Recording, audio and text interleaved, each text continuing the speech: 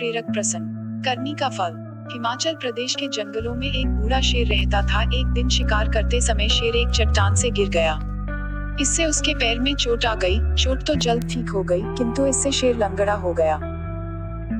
बेचारे लंगड़े शेर का भागना दौड़ना तो दूर, चलना फिरना भी मुश्किल हो गया। वह शिकार नहीं कर पाता था, अतः वह भूखा मरने लगा। भूख के कारण शेर बहुत कमजोर हो गया। एक चतुर लोमड़ ने जब शेर की यह हालत देखी तो एक दिन वह उसके पास आया और उससे बोला, महाराज, आप तो इस जंगल के राजा हैं। आपको दुखी तथा कमजोर देखकर मुझे बहुत दुख हो रहा है। लोमड़ कुछ क्षण रुककर आगे बोला, मैं आपकी सेवा करना चाहता हूँ। मुसीबत के समय अपने राजा की सेवा करना ही मैं अपना कर्तव्य समझता हूँ। अगर आप वादा करें कि आप मुझे कभी नहीं मारेंगे तो मैं सदा आपकी सेवा करता रहूंगा। बुढ़ा शेर बड़े ध्यान से लोमड़ की बात सुनता रहा। लोमड़ आगे बोला, मैं प्रतिदिन आपके लिए यहीं पर शिकार लेकर आया करूंगा। आप शिकार के अपने पास आने पर उसे मारकर खा लिया करना। जब आपका पेट भर जाएगा तो बचा कुचा मैं भी खा लिया करूंगा।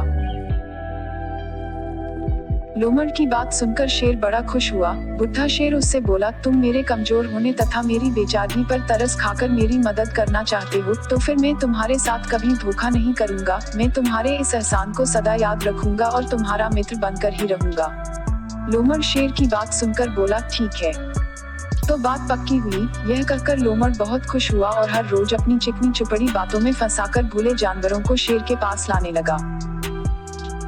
शेर जानवर को देखते ही उस पर टूट पड़ता और मारकर उसे खा जाता और लोमड़ बचा कुचा मांस खाकर अपना पेट भरता था। इस तरह दोनों एक दूसरे की सहायता कर खुशी से अपना जीवन व्यतीत कर रहे थे।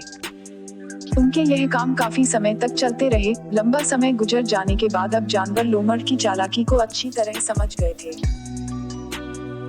इसी कारण वे लोमड़ से बहुत नाराज हो गए थे। एक दिन जंगल के सभी जानवरों ने सभा की। उसमें यह फैसला किया गया कि जिस तरह लोमड़ ने धोखा देकर हम जानवरों को सताया है, उसी तरह उसे भी शेर के हाथों मरवा दिया जाए।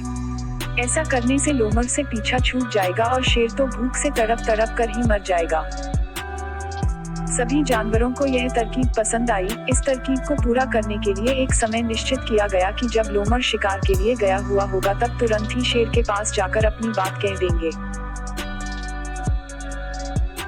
इस प्रकार वह सब निश्चित किए गए समय पर शेर के पास पहुंचे और उससे कहा, यह जानकर कि आपके पैर में चोट आ गई है, हम लोगों को बड़ा दुख हुआ। चोट के कारण आप चलने फिरने से भी मजबूर हैं, इसलिए जब तक आपकी तबीयत बिल्कुल ठीक नहीं हो जाती, हम खुद ही आपके लिए एक जानवर प्रतिदिन भेज दिया करेंगे। साथ ही हम आपके ही सलंगड़ेपन को दूर करने के लिए एक दवा भी बताने आए हैं। इतना कहकर वे चुप हो गए।